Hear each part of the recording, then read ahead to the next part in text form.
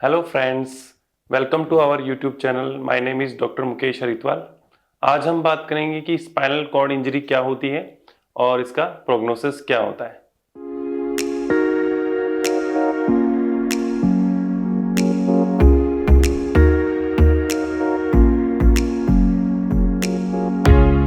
Spinal cord injury is one of the most worst complication of spine fractures. Spine fracture होने के कारण bones के बीच में spinal cord pinch हो जाती है, तो इसके कारण इसके फिजियोलॉजिकल फंक्शन लॉस्ट हो जाते हैं। इसको बोलते हैं spinal cord injury. Spinal cord injury में इनिशियली पेशेंट स्पाइनल शॉक में चला जाता है। Spinal shock means spinal cord के कारण जो भी फंक्शन होते हैं वो सारे लॉस्ट हो जाते हैं, स्पाइनल कॉर्ड फंक्शन करना बंद कर देती है। तो जिस लेवल पे स्पाइनल कॉर्ड इंजरी होती है उसके नीचे के फंक्शन कंप्लीटली लॉस्ट हो जाते हैं, जैसे कि पैर में या हाथ में पावर फिनिश हो जाती है, पेशेंट के लकवा हो जाता है, पेशेंट हाथ या पैर नहीं हिला पाता है, पेशेंट को सेंसेशन लॉस्ट हो जाते हैं, मींस पेशेंट को हाथ लगाने का कोई प्रेशर, कोई ठंडा गर्म किसी चीज़ का पता नहीं चलता, पेशेंट को यूरिन और पॉटी का कंट्रोल भी नहीं रहता है। इसको बोलते हैं स्पाइनल शॉक। जब पेशेंट स्पाइनल शॉक से ओवर होता है, means after 24 hours to 7 days, इसके अंदर स्पाइनल शॉक रिकवर हो जाता है, तब हमें पता चलता है कि depth of spinal cord injury कितनी है। तो spinal cord injury basically 2 type की होती है, कंप्लीट स्पाइनल कॉर्ड इंजरी और इनकम्प्लीट इंजरी।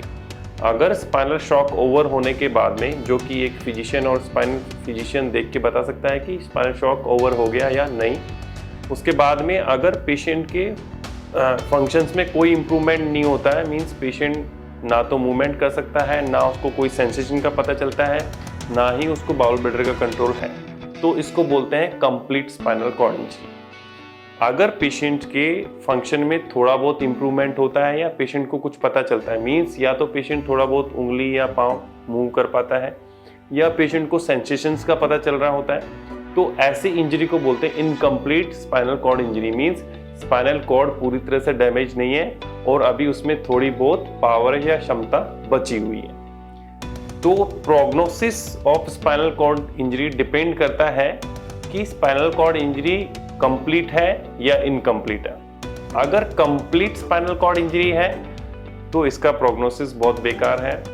ऐसे पेशेंट कभी भी रिकवर नहीं हो पाते हैं, पेशेंट्स हमेशा लाइफ लॉन्ग पैरालिसिस में रहते हैं। अगर ये सर्वाइकल की वजह से है तो पेशेंट ना बैठ पाता है ना खड़ा हो पाता है। अगर ये डॉर्सल और लंबर स्पाइन की इंजरी है तो पैरों में पैरालिसिस रहता है, जिसके कारण पेशेंट कभी भी लाइफ में चल नहीं पाता है। तो ऐसे पेशेंट्स मोस्टली व्हीलचेयर बाउंड रहते हैं।